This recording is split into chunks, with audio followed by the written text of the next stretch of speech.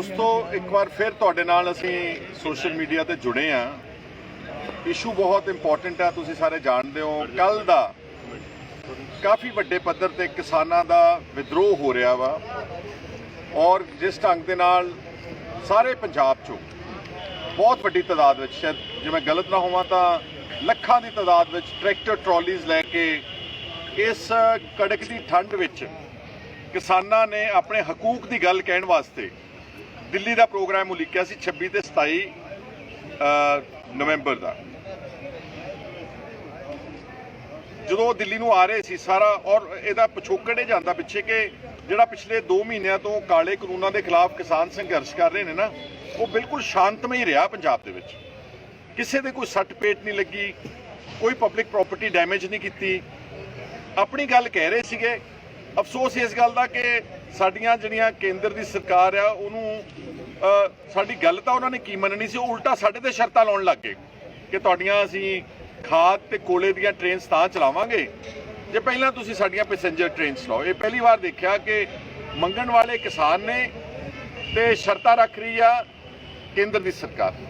इस संघर्ष के पड़ाव नूं अगे वधाउण वास्ते, क्योंकि जो कोई गवर्नमेंट आनाकानी करे, सुने ना लोगों की गल, तो फिर किसानों के कोल होर कोई राह नहीं सीगा। किसान जथेबंदियां ने फिर कॉल दी कि आपां 26-27 नूं दिल्ली जाना। उस लिए उन्होंने बहुत वड्डे पद्धर ते तैयारी की।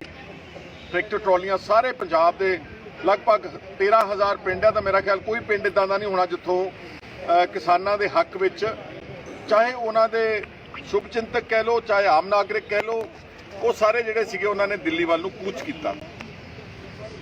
हरियाणे बॉर्डर ते आण के अंबाले दे कोल कल बहुत झड़प हुई उन्होंने, क्योंकि सब का अधिकार है अपनी गल डेमोक्रेटिक तरीके नाल कहना। असीं अगर डेमोक्रेसी दे विच रहने हैं तो फिर सानूं साडा फंडामेंटल राइट है कि असीं जो अपने हक की गल कह सकते हैं। दिल्ली साडे देश की राजधानी है, वो कोई बांग्लादेश की राजधानी है, पाकिस्तान की राजधानी तो है नहीं सी, पर उन्होंने उत्थे अंबाले ते पिपली ते हरियाणे के कई पासों जिहड़ी डब वाली साइड तो एंट्री कर रहे थे किसान, या जिथों जिथों भी वो सारा बॉर्डर सील कर दिते। और फिर तुसी सामने कल सोशल मीडिया ते देख लिया कि किस तरह जिहड़े जुझारू नौजवान ने उन्होंने चक के वड्डे जिहड़े सीमेंटेड वड्डे वड्डे पत्थर रखे सी, क्रेनां नाल चक के रखे सी, वो हत्थां नाल चक के उन्होंने परे कीते, बैरीकेड तोड़े, अगे वधे। उत्थे फिर पानी दीयां बुछारां, कल शाम बहुत ठंड सीगी ते वाटर कैनन्स यूज़ करके पुलिस ने, साडे बहादुर लोगों ने वाटर कैनन्स भी उन्होंने मूँह भी मोड़ दिते ते फिर काफ़ी हद तक अगे आउण विच कामयाब हो गए। उस कड़ी विच कुछ लोगों ने फैसला लिया सीगा कि सानूं पता सीगा कि उत्थे रोकिया जाएगा ते दिल्ली भी पहुंचना बहुत जरूरी सी, क्योंकि उत्तर प्रदेश तो या हरियाणे चों या राजस्थान तो कुछ लोग अपने लेवल के उत्ते पहुंच रहे थे। उत्थे फिर असीं सारे हरियाणे के कल पिंडां दे विचों हुंदे आए असीं कुछ MLA साडे सत्कारयोग पहलां भी दस चुका मैं, हुण भी बैठे ने सरदार जगदेव सिंह कमालू MLA मौड़ ने, मेरे नाल इमीडिएटली तजिंदरपाल सिंह संधू, इन्हां दे सत्कारयोग पिता जी सरदार जसदेव सिंह जी संधू साहब बहुत बार MLA रहे, मिनिस्टर रहे, बहुत चंगा परिवार है।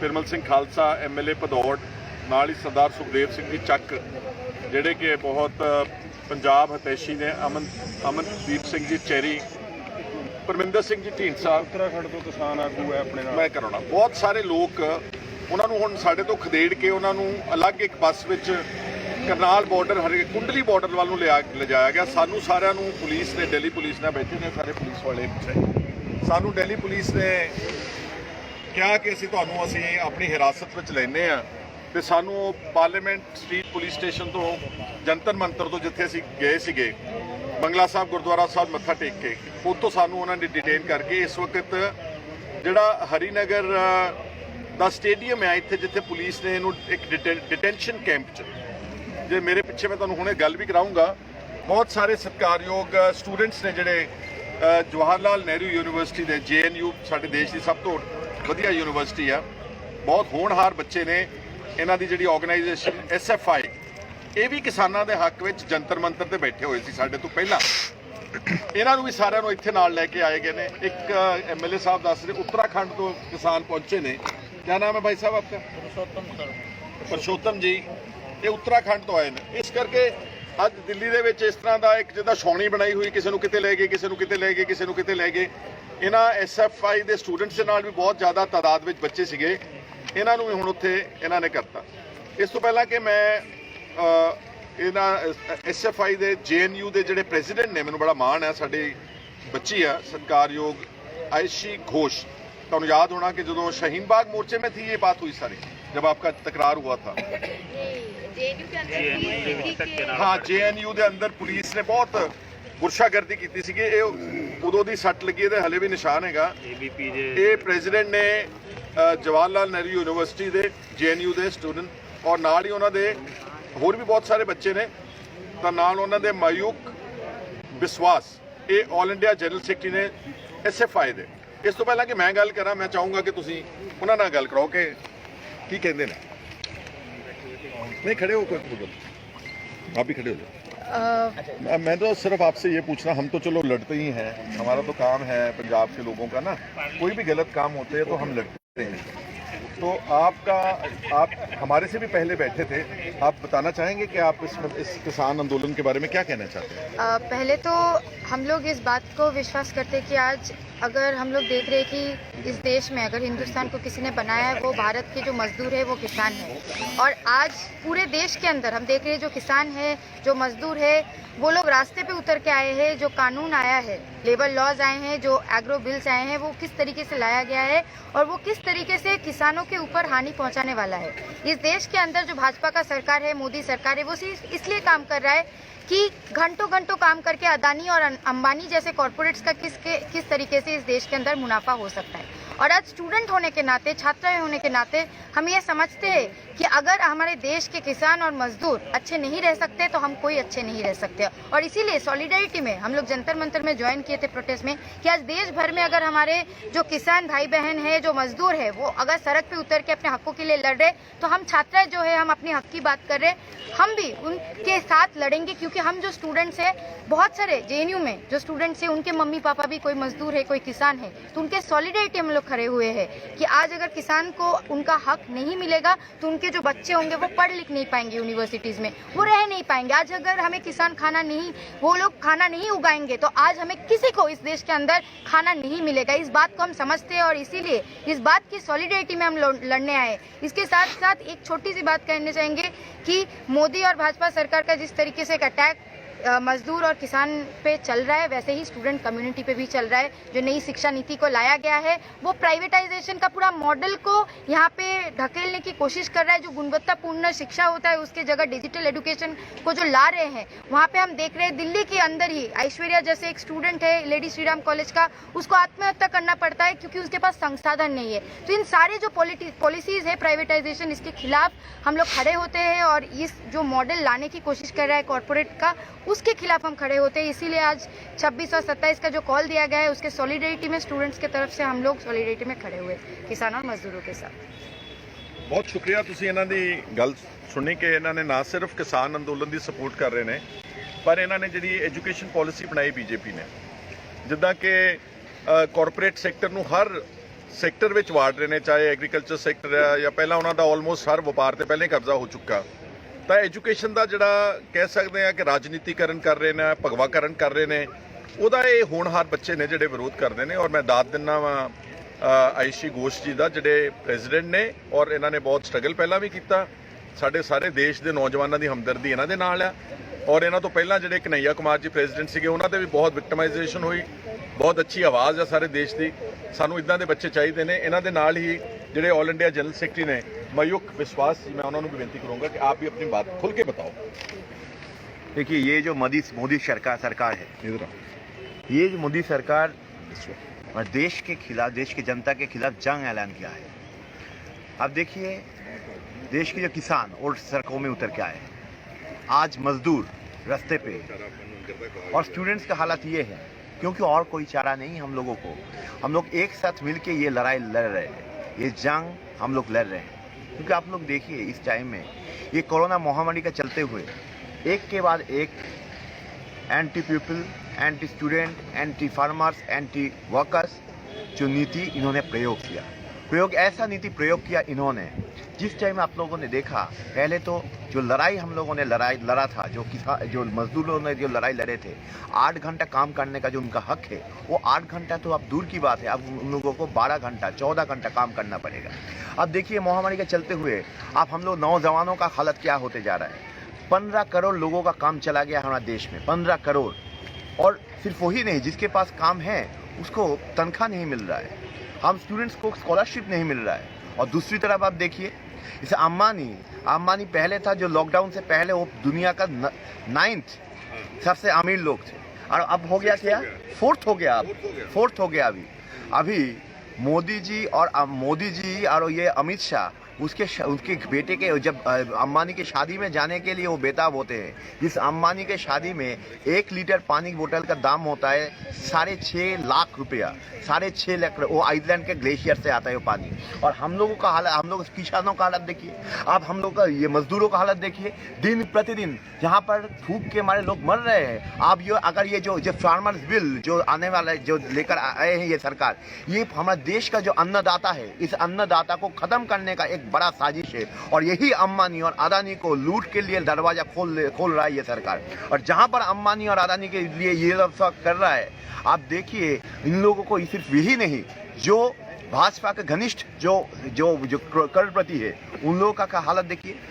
जो मेहुल चोस्की, विजय माल्या जैसा लोग जो हमारा बैंक से करोड़ों रुपया लेकर भाग गया है, उन लोगों को ही फिर से वो सब्सिडी दे रहा है ये सरकार। 68,000 करोड़ रुपया 50 ऐसा जो करोड़पति है इन लोगों को दे रहा है। और हम लोगों के पास स्कॉलरशिप नहीं है, युवाओं के पास नौकरी नहीं है। तो हम लोग कह रहे हैं ये बात, धर्म के नाम पे मत तोड़ो, नौजवानों को काम से जोड़ो। और धर्म के नाम पे ये बंटवारा कर रहा है ये सरकार। किसी टाइम वो NRC लेकर आता है, किसी टाइम में मंदिर मस्जिद लेकर आता है। लेकिन हम बोल रहे हैं ये लड़ाई बाबरी के लिए नहीं है, लड़ाई ये नौकरी के लिए है।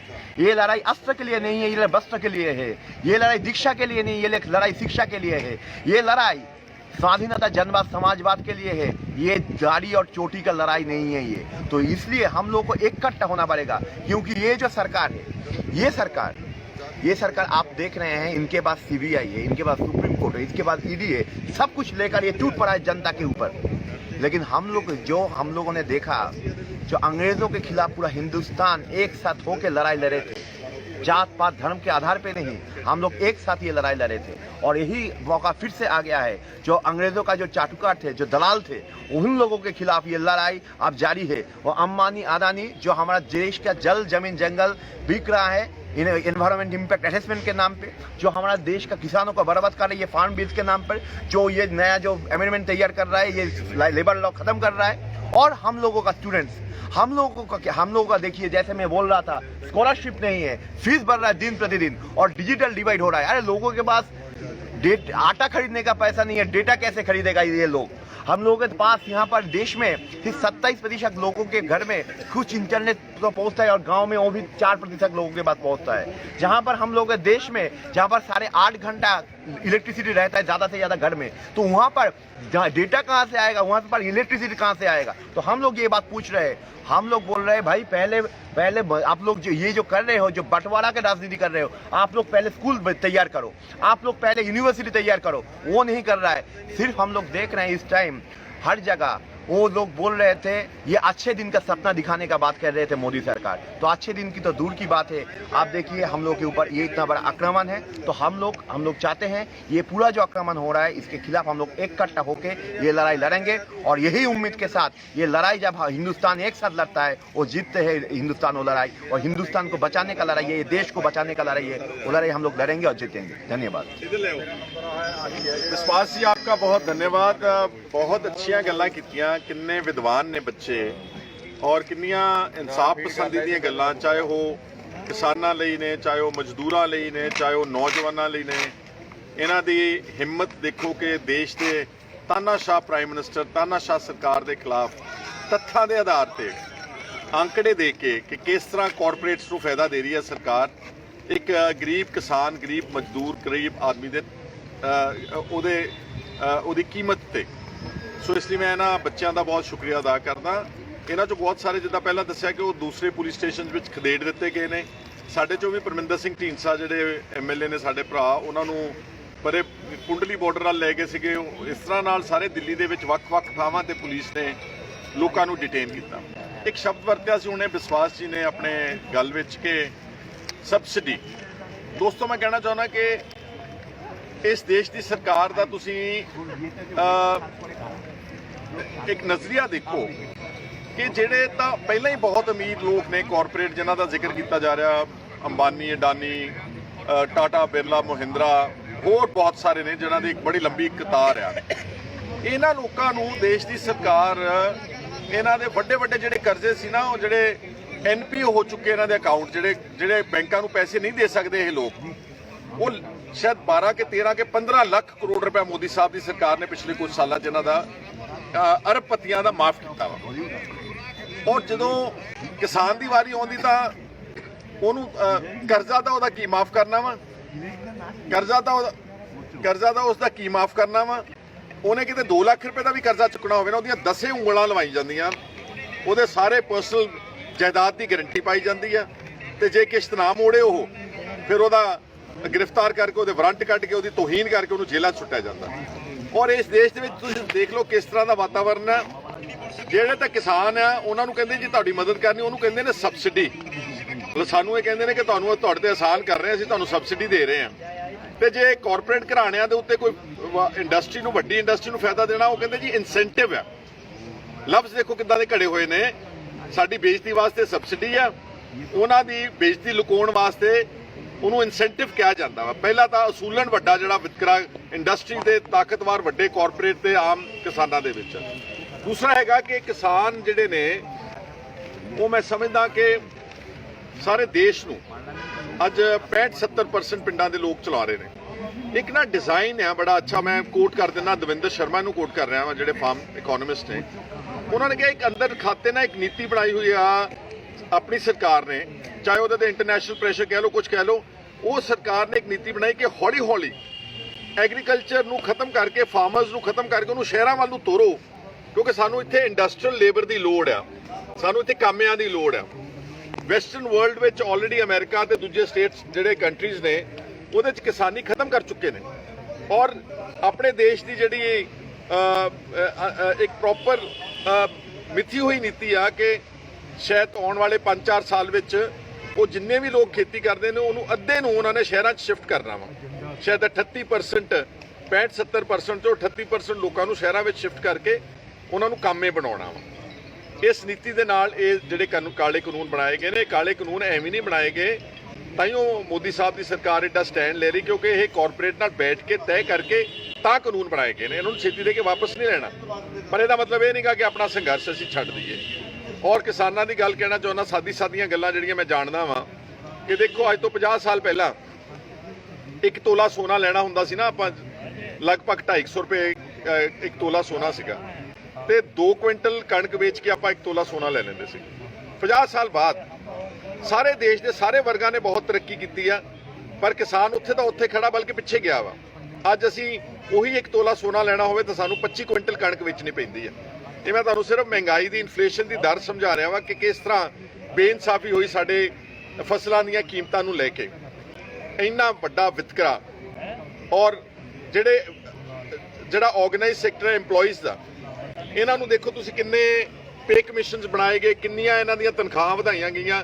ਪਿਛਲੇ 45-50 ਸਾਲ ਵਿੱਚ ਲਗਭਗ EMPLOYEES ਦੀਆਂ ਤਨਖਾਹਾਂ 250 ਗੁਣਾ ਵਧੀਆਂ ਨੇ।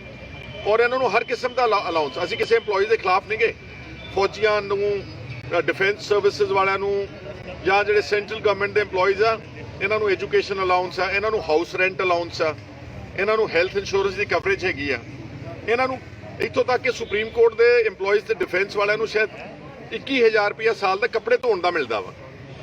ਕਈ ਤਰ੍ਹਾਂ ਦੇ ਅਲਾਊਂਸਸ ਇਹਨਾਂ ਨੂੰ ਮਿਲਦੇ ਨੇ, ਪਰ ਕਿਸਾਨ ਲਈ ਨਾ ਐਜੂਕੇਸ਼ਨ ਦਾ ਕੋਈ ਅਲਾਊਂਸ ਆ ਕਿ ਉਹਦੇ ਬੱਚੇ ਨਹੀਂ ਹੈਗੇ, ਨਾ ਉਹਨੂੰ ਕੋਈ ਸਿਹਤ ਵਾਸਤੇ ਕੋਈ ਅਮਦਾਦ ਆ, ਕੋਈ ਇੰਸ਼ੋਰੈਂਸ ਕਵਰ ਆ, ਉਹਨਾਂ ਦੇ ਘਰ ਵਿੱਚ ਕੋਈ ਬਿਮਾਰ ਹੋ ਜੇ ਉਹਦੇ ਲਈ ਵਾਸਤੇ ਕੋਈ ਸਰਕਾਰ ਦਾ ਬੰਦੋਬਸਤ ਨਹੀਂਗਾ। ਇਹ ਸਾਰੀਆਂ ਗੱਲਾਂ ਨਾ ਕਦੀ ਜਿਹੜੀ ਸਾਡੀ MSP ਕੈਲਕੂਲੇਟ ਕੀਤੀ ਜਾਂਦੀ, ਮਿਨੀਮਮ ਸਪੋਰਟ ਪ੍ਰਾਈਸ, ਨਾ ਉਹਦੇ ਵਿੱਚ ਕਦੀ ਕਿਤੇ ਪਾਈਆਂ ਗਈਆਂ ਨੇ।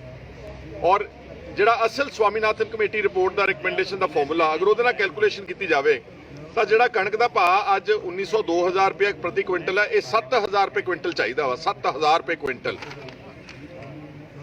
ਤੇ ਕਿਸਾਨਾਂ ਦੀ ਆਮਦਨ ਪਿਛਲੇ 50 ਸਾਲ ਜਿੱਦਾਂ ਮੈਂ ਦੱਸਿਆ ਕਿ 250 ਗੁਣਾ ਵਧੀ ਹੈ EMPLOYEES ਦੀ, ਤੇ ਕਾਰਪੋਰੇਟ ਦੀ ਤਾਂ ਪਤਾ ਨਹੀਂ ਕਿੰਨੇ ਹਜ਼ਾਰ ਗੁਣਾ ਵਧੀ ਆ। ਹੁਣੇ ਨੌਜਵਾਨ ਵੀਰ ਨੇ ਦੱਸਿਆ ਕਿ ਲੋਕਡਾਊਨ ਵਿੱਚ ਹੀ ਅੰਬਾਨੀ ਜਿਹੜਾ 9ਵੇਂ ਨੰਬਰ ਤੇ ਸੀਗਾ ਉਹ ਚੌਥੇ ਨੰਬਰ ਤੇ ਅਮੀਰ ਆਦਮੀਆਂ ਦੀ ਲਿਸਟ ਵਿੱਚ ਆ ਗਿਆ ਵਾ।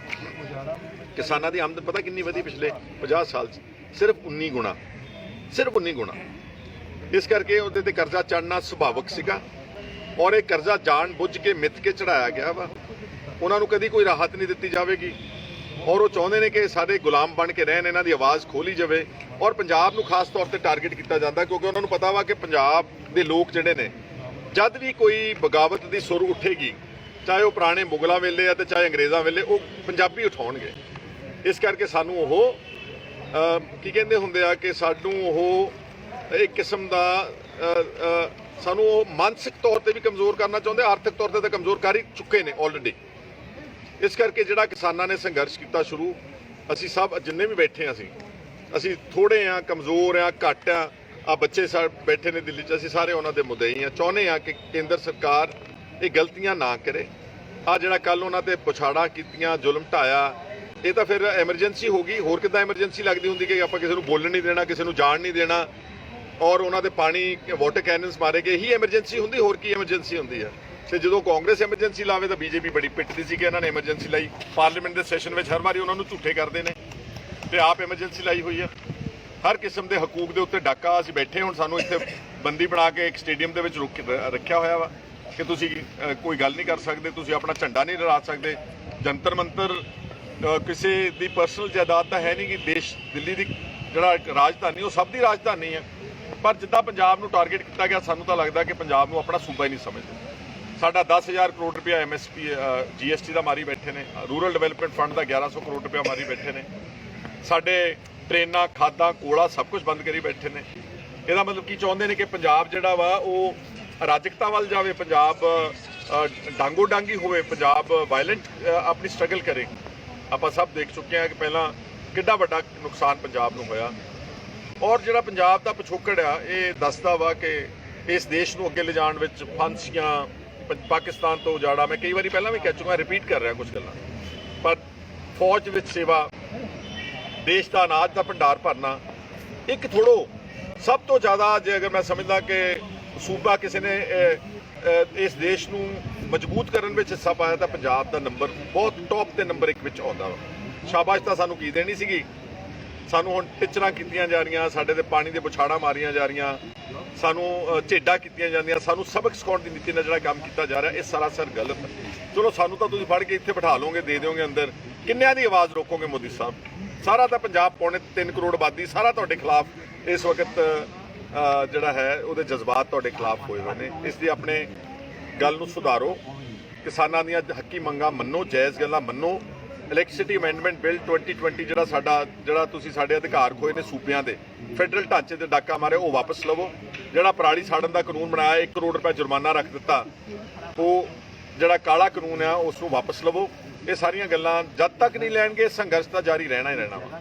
ਪੰਜਾਬ ਦੇ ਲੋਕ, ਪੰਜਾਬ ਦੇ ਕਿਸਾਨਾਂ ਦੇ ਪਿੱਛੇ ਖੜੇ ਨੇ ਔਰ ਅਸੀਂ ਜਿੰਨਾ ਵੀ ਹੋ ਸਕਦੇ ਉਹਨਾਂ ਦੀ ਪੂਰੀ ਹਮਾਇਤ ਕਰਾਂਗੇ। ਬਲਕਿ ਸਾਰੀ ਪੋਲੀਟੀਕਲ ਪਾਰਟੀ ਦੇ ਲੋਕਾਂ ਨੂੰ ਅਪੀਲ ਆ ਕਿ ਇਹ ਸਮਾਂ ਨਾ ਆਪਣੇ ਝੰਡੇ ਚੱਕਣ ਦਾ ਨਹੀਂਗਾ, ਆਪਣੀ ਰਾਜਨੀਤੀ ਕਰਨ ਦਾ ਨਹੀਂਗਾ, ਆਪਣੇ ਪ੍ਰੋਗਰਾਮ ਦੇਣ ਦਾ ਨਹੀਂਗਾ। ਜੋ ਵੀ ਪ੍ਰੋਗਰਾਮ ਕਿਸਾਨ ਜਥੇਬੰਦੀਆਂ ਦਿੰਦੀਆਂ ਉਹਨਾਂ ਨੂੰ ਆਪਾਂ ਨੂੰ ਫੁੱਲ ਚੜਾਉਣੇ ਚਾਹੀਦੇ। ਅਸੀਂ ਦਿੱਲੀ, ਸਾਡਾ ਇੱਕ ਮਕਸਦ ਇਹ ਆਉਣ ਦਾ ਸੀਗਾ ਕਿ ਇਹ ਨਾ ਕਵੇ ਕੋਈ ਕਿ ਦਿੱਲੀ ਪਹੁੰਚ ਨਹੀਂ ਸਕੇ ਪੰਜਾਬ ਦੇ ਲੋਕ, ਔਰ ਦਿੱਲੀ ਪਹੁੰਚ ਕੇ ਜੰਤਰ ਮੰਤਰ ਤੱਕ ਆਪਣਾ ਗੱਲ ਕਹਿ ਕੇ ਸਾਨੂੰ ਫੜਿਆ ਛੱਡ ਦੇਣਗੇ, ਕੀ ਕਰਦੇ ਨੇ, ਚਲਾਨ ਕਰਦੇ ਨੇ, ਤਿਹਾੜ ਭੇਜਦੇ, ਦੈਟ ਇਜ਼ ਆਲ ਇਮਟੀਰੀਅਲ। ਸੋ ਇਹ ਗੱਲਾਂ ਤੁਹਾਡੇ ਨਾਲ ਅੱਜ ਸਾਰੀਆਂ ਚਰਚਾ ਕਰਨੀਆਂ ਸੀ।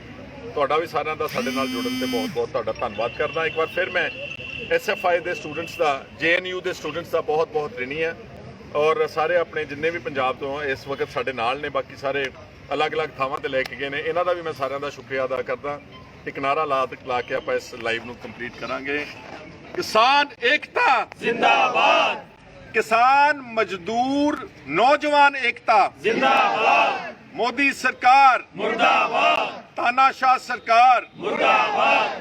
बहुत बहुत सारा का धन्यवाद। फतेह बुला दो। वाहेगुरु जी का खालसा, वाहेगुरु जी की फतेह।